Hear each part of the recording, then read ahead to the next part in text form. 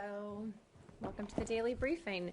I am very, very sorry for the crazy time changes this week. I don't like doing it either, but thank you for your patience and understanding. I have two items at the top, and then Laura, you will kick us off. A travel update. Secretary Kerry has landed in Berlin, where tonight he will have a working dinner with German Foreign Minister Steinmeier to discuss a range of regional and international issues. Tomorrow he will participate in an event commemorating the 25th anniversary of the fall of the Berlin Wall. And as you have seen, I am sure, from the statement I released just a few minutes ago, we can confirm that Jeffrey Fowl has been allowed to depart the DPRK and is on his way home to rejoin his family. We welcome the DPRK's decision to release him. While this is a positive decision by the DPRK, we remain focused on the continued detention of Kenneth Bay and Matthew Miller, and again call on the DPRK to immediately release them. And the U.S. government will continue to work actively on both of their cases. We thank the government of Sweden for their tireless efforts. As you know, they are a protecting power in the DPRK. And we'll provide additional details about his return home when we are able to do so. We won't be able to provide a lot today, given he's still en route back, but I will attempt to answer your questions. Yes. So what more can you tell us about how this came about? What kind of TikTok can you provide? Can you specify what Sweden did to facilitate this process? And also, is he going straight home to his family, or is he going to a hospital, or is he going somewhere to be debriefed, or do you expect him to be in Dayton, your hometown, shortly? Close to my hometown. From Columbus. Well, close. Ohio, I know. It is some good news for the Buckeye State today. I don't have a lot more details I can share at this point. I'll tell you what I can. We'll probably be able to provide additional details over the coming days. As you know, we've been actively working for the release of all of the American citizens being detained in North Korea. We don't always go into details about our efforts. We say it from this podium a lot that we are actively engaged in this, but we can't talk about what that looks like. I think I can probably leave it at that for now. He has been evaluated by a doctor and appears to be in good health. He has, however, been in detention in North Korea. We will continue to provide any necessary consular assistance to him. We obviously have been providing it to his family. We will continue to provide it to him in the coming days and weeks if he requires that. You know, I think we'll let the North Koreans speak for themselves about why did they decide to do this, why now. But again, we are pleased that he was able to leave and urge the immediate release of the other two. Is it fair to assume that one of the reasons why he was released and the other two have not been, is that he has not been convicted of a crime at this point? I would let the DPRK speak to that. Can you talk at all about how that might have played in some of the negotiations? I am not going to at all get into our efforts here or outline those publicly. And then to clarify, there were no U.S. envoys on the ground here, right? This was mostly facilitated by the Swedish diplomats and Well, we're not going to give more details in general, but as we said, I think in the statement, this was a Department of Defense plane. At the request of the State Department, flew to Pyongyang to meet Mr. Fowl, left Pyongyang with him. This, again, was a DoD plane at the request of us. They have those resources. Okay, so if I'm reading between the lines, then I'm understanding that North Korea kind of arbitrarily or for whatever reasons decided to release Mr. Fowl, and that this was not a product of negotiators, whether from the United States or other countries, being on the ground. I'm not telling you to read between the lines or indicating that. What I am saying is we are actively working to have the Americans returned home who are detained in North Korea, and we're not going to outline what that looks like. Can you maybe tell us who made the first contact, or was this done through? You thank the Swedes, but was Japan involved as well? I don't have any more details to share with you about this, probably to any of the questions. I'm sorry, guys. This is obviously happening very fast, and if we do have any more details to share, we will try to. Can you confirm that he's in Guam at the moment and that he's en route? I can confirm that that is where the plane flew from Pyongyang. I don't know exactly if they're still on the ground or if they're on their way back, but we won't have additional details to share about his return to the United States today. Can you talk about this window? How unusual it is for a DoD plane to be involved? I know there have been other captives released. People fly commercials. This was as I said in my statement, there was a time issue that. Let me just go to it here. The Defense Department was able to provide transportation for Mr. Fowl in the time frame specified by the DPRK. I think it was a timing issue. So they didn't specifically ask for a government plane. They just said he needs to leave by as a condition of his release, as I said in the statement, the DPRK authorities asked the United States government to transport him out of the country. And again, in this time frame, the Department of Defense was able to offer a plane. Can you talk more? Go ahead. One question. So from what we understand, Pyongyang reached out to the US on this one. I'm not going to give more details about the discussions. Oh, In part, I Marie. would remind people that there are 2 Americans still detained in North Korea, and obviously we want to preserve our ability to work actively to get them home as well. Has any message been sent from Pyongyang about those two? I would refer Are you they to the North next? Is Korean anyone government else to speak for next? themselves. Obviously, we hope they both are next. Can you talk about the time period, one, for actually getting Mr. Fowl off North Korean territory? How long a window was that? 24 hours, 48 I hours, don't know the answer to that, 72 Roz. hours? I don't know. Let me take that question. And how long were the discussions between the North Koreans, the Swedes, I'm assuming that they were acting as the interlocutors, and the U.S. on actually securing Mr. Fowl's release? Well, I'm not going to confirm any details about the discussions or the ways we try to get our American citizens home. Did the North Koreans ask the U.S. to provide something in exchange for releasing Mr. Fowl without his having to set foot into a courtroom and I'm just not possibly going to be confirm punished? or get into any more of the details of our efforts to get him or any American home. When was Whether these efforts accelerated after the 3 of them appeared on U.S. media I last think month? our efforts are always intense to try and Was get there our any Americans change, home. though, in terms of the I'm negotiations? not going to get into any more discussions What was on the that. time period that the North Koreans asked for? You were I said to Roz I would check on that. What I referred to in my statement, the one that right exactly. I can check on that. I don't have that information. Were you was the United States government surprised that the North Koreans had alerted them, you all, to say send a plane, he's coming out? Well, I think that we think this is a positive step. But that does not change the fact that we remain concerned about Kenneth Bay and Matthew Miller. We work very hard in a variety of ways that we don't publicly outline to get these Americans home. You say you work very hard on ways to have We do. American citizens released. Why can't you say we have worked directly or indirectly with the North Koreans on this particular Because case? we're not going to detail our efforts to get them home, in part because But you they're are still. acknowledging that you are doing everything that you can to Yes, have U.S. but I'm citizens not going to get into the released. details about what that looks like in part, Saeed, because there are still 2 Americans there that we feel need to be immediately released and returned home. Did you have a reaction when Matthew Miller was sentenced to 6 years hard labor? Did you put I in think a I have statement? this statement when I was asked about it at the briefing. I believe I said at the time that we have seen those reports and would urge the DPRK to immediately release him and return him home to his family. Is it reasonable to assume that because the Pentagon was asked to remove Mr. Fowl from North Korean territory, that he's going to stop first at a U.S. military installation in I South think- Korea? No, they went to Guam from Pyongyang, as I just said, where there is an American military installation. And then he will return home. I'm not going to detail the specifics of that travel. Give him some time to get home and be reunited with his family. And when was his family notified? And were they notified so quickly that they're still here in the United States and weren't able to travel to meet him part way, if not all the way? We're not going to get into discussions about the discussions we have with the families. We have ongoing discussions with them. They were, of course, made aware of the fact that he would be coming home. Well, I'm just trying to get a sense of how sudden was this decision by North Korea to release him. I mean, ostensibly, if it looks as if something is in place, people are sometimes given the ability to move from where they You also start. hypothetically want to make sure that it's real, and you don't want to get the hopes of families up if in case it's not. So obviously, when we talk about consular assistance in these kinds of cases, broadly speaking, you want to make sure that before you actually notify a family that their loved one will be coming home, that is in fact the case. When did you actually do the notification? Because the lawyer said today that they had not received official notification that he was on his way home. So when did... Well, he wasn't on his way home until today. Right, and I'm saying Right. within So the we- last hour, In the general, lawyer put out a statement saying, we're hearing it in the media, but we haven't gotten official notification. in general, I'm not going to get into specifics about notification here for privacy considerations and personal considerations, obviously. But in general, we want to wait to make sure that, in fact, the loved one is returning home. We did that in this case, and the proper notifications were made. He had been in detention since, according to North Korean authorities, April 29th. And even though he was married to a woman who ostensibly needed his assistance to basically translate for her because she's not a native U.S. citizen, he was over there by himself as a tourist and supposedly not proselytizing. Do you believe his story?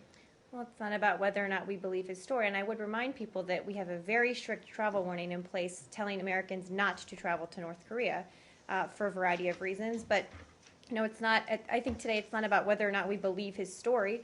We believed, as we did today, we did yesterday, that he should be immediately released, as he has been, that he should be returned home.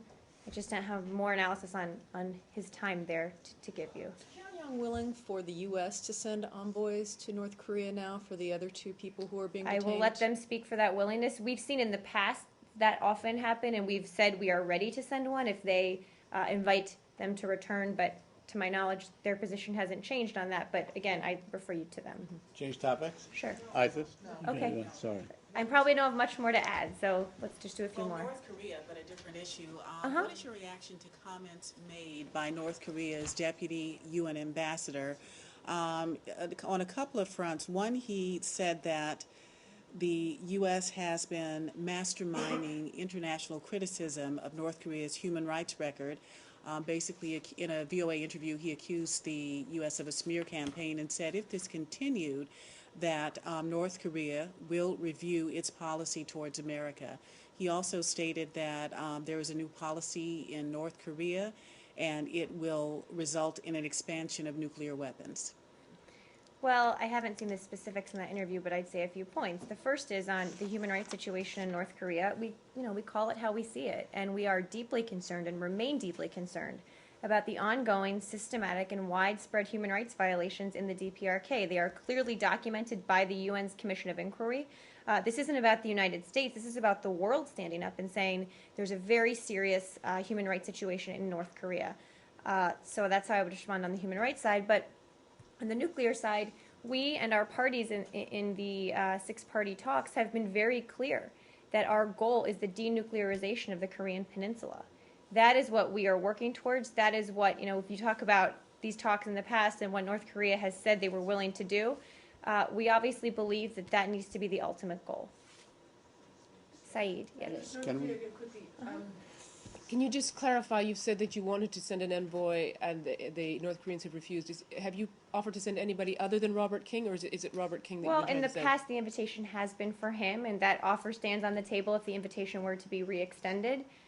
That's what we've been focused on here. But you haven't put anybody else forward? I don't have any more details about these discussions for you. Saeed. Can you, Yeah. first of all, if you have an update on the situation in Kobani, can you share that with us? I don't have much of an update. The situation, to my knowledge, hasn't changed. Obviously, we did the resupply over the weekend. Remains a serious fighting situation and contested area. So is that like a one-day situation, or have we had airdrops since then on a continuous basis? We haven't had airdrops since then, no. So you haven't? We have not. You have not? We have not. Is that because the Turks expressed displeasure with that? No, not at all. It's Okay. because this was something we decided to do over the weekend, and as I said yesterday, and as my Defense Department colleagues have said, we have the option to do this again if we feel it's necessary. I don't know if we will or not. Today, President Erdogan said that Kobani was of strategic importance for Turkey, but not for the United States of America. You have any comment on that? Well, I didn't see his comments, but we have talked very closely to Turkish officials, including President Erdogan, about our overall shared goal, a strategy we share of taking the fight to ISIL. Obviously, when we told the Turkish government that we would be taking this resupply near Kobani, it was because we believe it's a very important location that ISIL has increasingly put weapons and fighters and money and resources into. So we obviously believe it's important, or we wouldn't be dropping weapons to the people fighting on the ground. But the Turkish government is doing everything it can to show that you don't have the shared I would goals strongly and- disagree with that, Saeed. Because, Turkey's announcement the- that it will facilitate the crossing of Iraqi Kurdish Peshmerga into Kobani Have you seen is an any of that important crossing? contribution to coalition efforts to support forces there. That is a very significant step that they said they would take yesterday, and I think there's a hesitancy to overlook those kinds, or a tendency, to overlook those kinds of announcements and just focus on what they're not doing. But I think they're doing some fairly significant things. I know you addressed this, but the president of Turkey made it very clear that they have 4 goals. They want a no-fly zone. They want a safe haven. They want they want to topple the regime, and they want to target Syrian forces and Syrian air assets and so on, which at least for now, in conflict with your immediate goals. Turkey is a strategic ally and a valuable part of this coalition, and they are taking a number of steps as part of it, including their announcement that they would facilitate this crossing of Iraqi Kurdish Peshmerga. So we'll continue to talk to them about what this looks like on the ground. And the last question from me on this issue, you know, during the campaign in Libya, some 26,000 air raids were conducted in Libya. Do you feel that what is going on or what has taken place since August 8th, I assume till now, and trying to, you know, at least in Iraq on August 8th, it began until now, had, in Iraq, August 8th, but, you know, then last month it was in Syria. Since then, have they been able to, let's say, deplete or to decrease the assets of ISIS on the way to their defeat? On the way, what was that last To their total defeat, as the stated goal is? Well, certainly we know the coalition airstrikes have been successful in hitting their targets. They've eliminated hundreds of ISIL terrorists. They've destroyed ISIL military equipment and disrupted supply lines and communications. And the more we address ISIL directly, the more resources they have to put into the fight, and the less they're able to focus on other parts of Iraq and Syria particularly. So we know we've had an impact, but we also know this is going to be a long fight. And this is not about any one day or 1 week or 1 month of action. This is a sustained campaign. We feel we've made progress, but this is going to be a long campaign with ups and downs and ebbs and flows. Can we go back to the airdrops? Yep, and then I'll go to you. Go ahead. Yesterday, the Pentagon said that it had tried to deliver 28 bundles of weapons from the Iraqi Kurds to the fighters in Kobani. 27 made it. The 28th went off course. They destroyed it so that it wouldn't fall into people's hands. Now there's YouTube video of ISIL fighters claiming that they in fact did recover that wayward bundle, and they have grenades and RPGs and, you know, other small weapons. Given that the Pentagon says no, we took that out because we did not want that to happen, how prepared is the U.S. and its allies to deal with the propaganda value of whatever it is ISIL will do to try to change what the coalition says are the facts? Well, a few points. The first is we've seen that video, and we can't confirm that what is in it is actually accurate. There's obviously a lot of false information, particularly propaganda on the internet, and this may fall into that category. We're seeking more information at this point, though, so can't confirm it, seeking more information. We know that part of ISIL's strategy here is to wage a propaganda campaign. And that's why one of our lines of efforts has been delegitimizing ISIL's propaganda. And so that is something other countries can do, it's something religious leaders can do, but that's why, if you look at our 5 lines of effort, that's one of them, which I think is pretty extraordinary. So on the issue of the Peshmerga crossing the borders, it seems time is of the essence when it comes to Kobani. Are you in any kind of discussions with the Turkish government about time frame for this to happen, for the operation? Those discussions are continuing. And how is it going to happen? Who's going to facilitate the movement of the Kurdish I'd forces? refer you to the Turkish government. They may have more details on that. The answer is I don't know what the time frame is. I know we're in discussions with them about it broadly. But did you express any time preference? Not to my knowledge, but again, I'm not the one having the discussion, so let me see if there's more to share with you on that. Anything else on ISIS? Peshmerga, it's that just the Peshmerga from Iraq. It would not include, let's say, Kurdish fighters that could conceivably come from Turkey, could it? I'll let the Turks speak for themselves, but it is my understanding that it will facilitate the crossing of Iraqi Kurdish Peshmerga. Okay, so and there are, even among the Peshmerga, there are some commanders that may be wanted by Turkey. Do they have immunity to the best of your From knowledge? who? From the Turks. Well, They will ask not the arrest Turks. them as they cross. I would ask the Turks. But this is since a coalition effort. This is a coalition effort, Would but that, I would would ask that be the one of the Turks. conditions that you would tell the Turks? I don't think that- we're giving them conditions. This is an effort they've said they'll undertake. They'll have more details about it. Iraq. Yes. Any details on the deal with the Iraqi military to send 46,000 tanks? Yes, let me see what I have on that.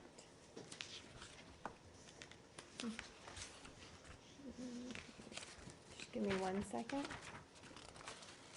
On October 20th, the State Department approved a possible foreign military sale to Iraq for up to 46,000 rounds of M1A1 Abrams tank ammunition and associated equipment, parts, and logistical support for an estimated cost of $600 million.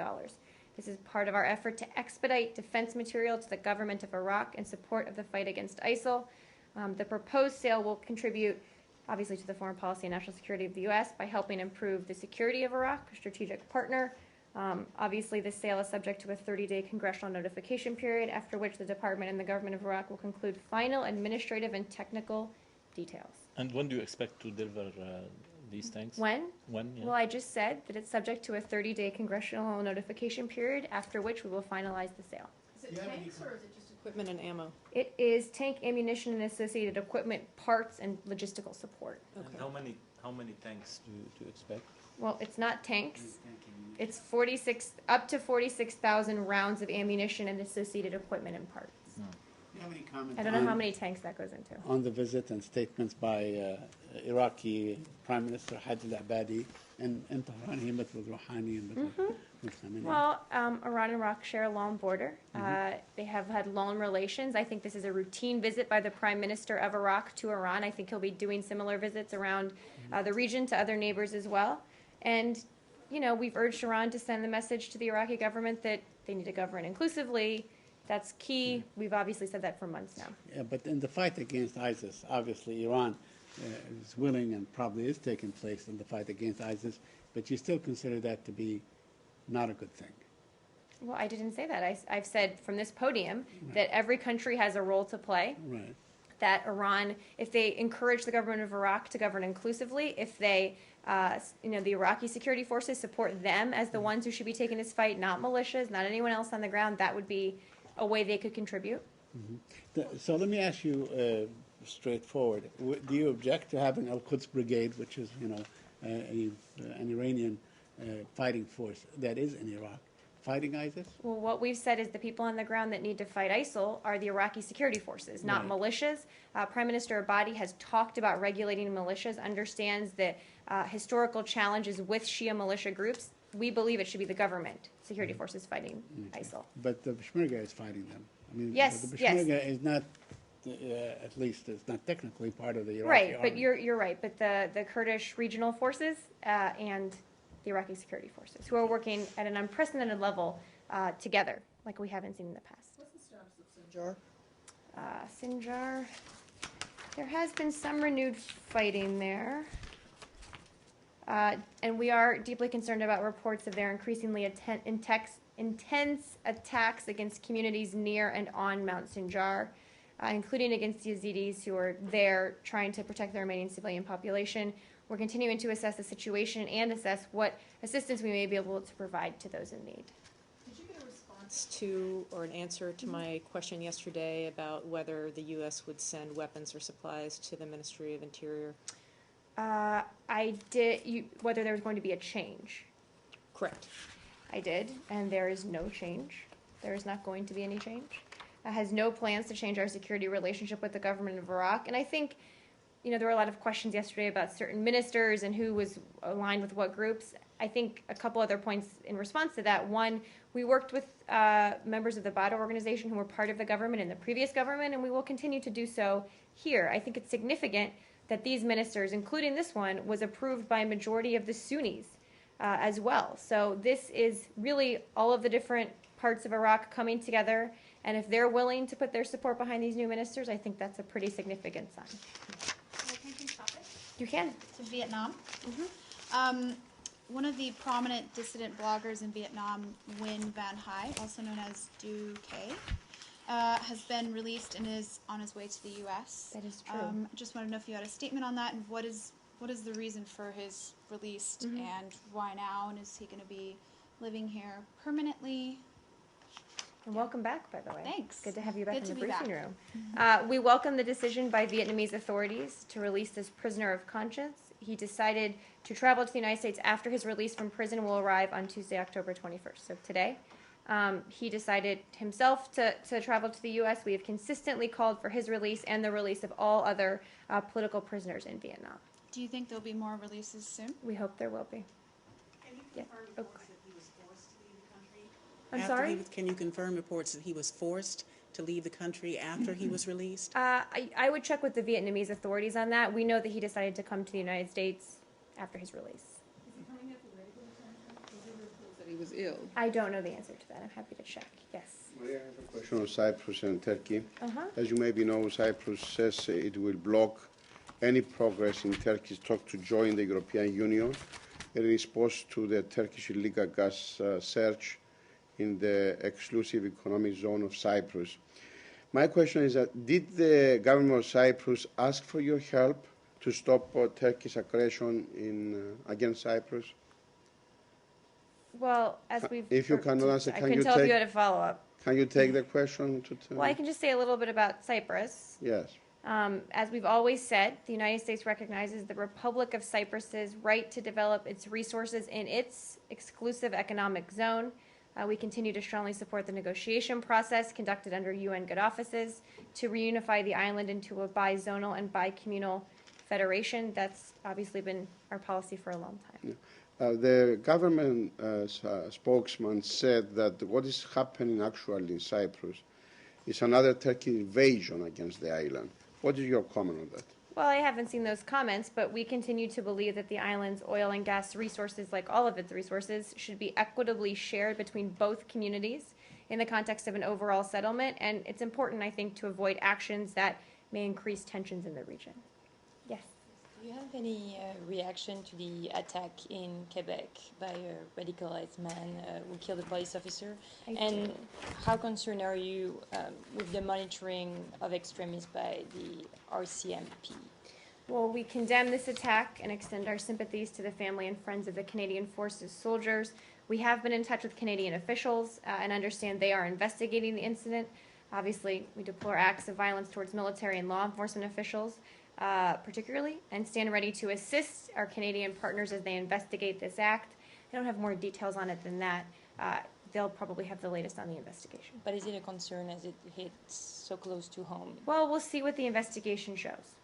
And about the monitoring of the extremists by the Canadian police? Well, I'll let them speak to their efforts here, but obviously we know that one of the challenges is fighters who will go overseas to fight with some sort of extremist group, a terrorist group, return home to Europe, to the West, to Canada, to the United States. We know it's a shared challenge, so it's obviously something we're very focused on. Yes.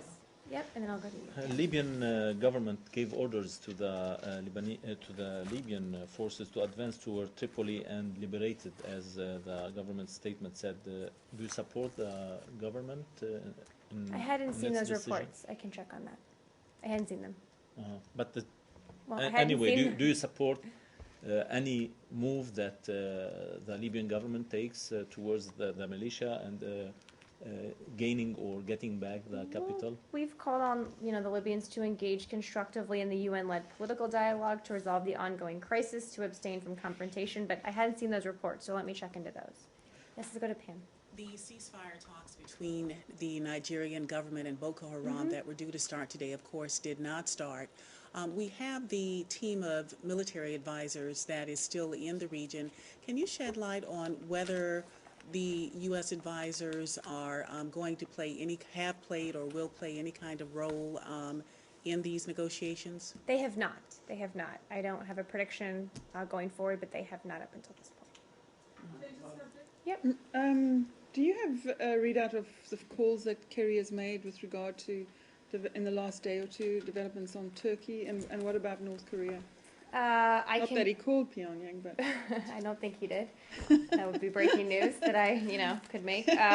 I do not have the call list from today. Let me check after the briefing. Ukraine. Did you see the reports that the Ukraine army had launched cluster bombs in Donetsk and other places? We did. We've seen the report. We are not in a position to confirm the use of cluster munitions in eastern Ukraine. I note the Ukrainian authorities have denied use of such munitions, but have called again on all sides to take steps to protect civilian lives. What's the level of conversation between the U.S. and Ukraine regarding these allegations? Regarding these specifically, Yeah. I'm happy to check. I don't know the specifics. Do you have any comment on apparent agreement between Russia and the Ukraine on the gas supply for the winter? We saw some of that coming out of the meetings in Milan that happened a few days ago. We obviously support the European Commission in its efforts to broker a commercially competitive compromise on gas sales that includes market pricing and payment of arrears. We have urged Russia to continue engaging with Ukraine and the EU on this issue. We hope a deal can be completed at the EC broker talks that are taking place in Berlin today. I don't have the latest readout from Berlin, but we'll get it. Can I change topics? Can. Palestinian-Israeli issue? Yep. Okay. Do you have any comment on the resumption of indirect talks between Hamas and Israel regarding the ceasefire? We have seen those reports. I'd refer you to the parties to confirm their participation. Our teams in the region have continued to engage with the parties on the way forward in Gaza, of course, support efforts to reach a durable and sustainable long-term ceasefire. Okay, so that would be my next question. Would the United States have any representative in these talks? I can check, Saeed. Okay. The Dominican... Do you have another on? Yeah, I just want to follow very quickly Okay, with and then we'll go to Ebola. The Israeli authorities demolished 3 homes in Jerusalem today. Do you have any comment on that? I'll get one for you. I didn't see that. Sorry. Ebola. The Dominican Republic has joined other countries in banning entry to foreigners who visited Ebola-affected countries. We know what the Obama administration's feel is, but is this in any way swaying you? There's also new polls out today in which Americans are saying that they feel that there needs to be this travel ban. Well, a few points. We are not considering implementing visa bans at this time, but the Department of Homeland Security did today announce additional efforts and protective measures to prevent the spread of Ebola to the United States, and I'd refer you to them for the details, but just to give you a few of the top lines here, these measures go into effect tomorrow. They are that passengers arriving in the United States whose travel originates in Liberia, Sierra Leone, or Guinea will be required to fly into one of the 5 airports that have the enhanced screening and additional resources in place. So we're already working with the airlines to implement these restrictions with minimal travel disruption. That's the Department of Homeland Security. And also passengers flying into one of these airports, and to remind people, this is JFK, Newark, Dulles, Atlanta, and Chicago. Flying into these airports from flights originating in any of these 3 countries will be subject to secondary screening and added protocols, including having their temperature taken before they can be admitted into the United States. These airports account for about 94% of travelers flying to the U.S. from these countries. So, was the State Department consulted on this absolutely, decision? we were. And was this building supportive of it, given this building's previous opposition to any sort of visa ban or visa restriction? Well, this is not a visa ban or a visa restriction. This is an additional procedure, a screening procedure that the Department of Homeland Security will do. So absolutely we were supportive of it. Our position on visa bans hasn't changed. You can't control this epidemic through visas. And if you prevent people from traveling in legitimate ways, you'll drive them underground. You'll push them to illicit ways of traveling, which is even harder to track them and contain this. So our position on visa bans has not changed. The president said he's not philosophically opposed to it, but our experts at this point have said it's not the way to contain it. But we do support, certainly, the additional measures taken to protect us here in the United States. These are flights that are coming directly from these West African countries? No, there are no direct nonstop commercial flights from any of these countries to any airport in the United States. Right, so they would be flights from any of these countries that might route through London or Paris or Frankfurt. Route to other places. Right, got it. Yep. Marie, the forces, the U.S. forces, the military forces that were dispatched to sort of contain or to prevent the spread of the epidemic and so on, where are they? What is their number? Could you update us on where they are now and what they are doing? I don't know if I have the latest on that. I'm happy to check with our team and my colleagues at the Department of Defense. Which countries and their number and so on, and what let me is see it exactly I don't think that I they're have. doing? Let me check with our DoD colleagues. I know I got asked this earlier this week, but for some reason it is not in my book. It's You have amazing any that there's comment something on that's not in this book. You have any comment on the dispatching of Cuban aid workers? Secretary spoke about it publicly last Friday did? when he said every country has a role to play, and It seems that they have already, they sent in more, they sent like 51. Well, he's spoken about the fact that they have provided a large number of resources, particularly given how small the country is, especially compared to other countries who have many more resources that they could be providing. Were you able to find out whether there are any legal restrictions on the U.S. working with Cuba in something such as this health crisis? I wasn't able to get an answer for you all on that. Let me see if I can keep pushing. Thank you. Thank you.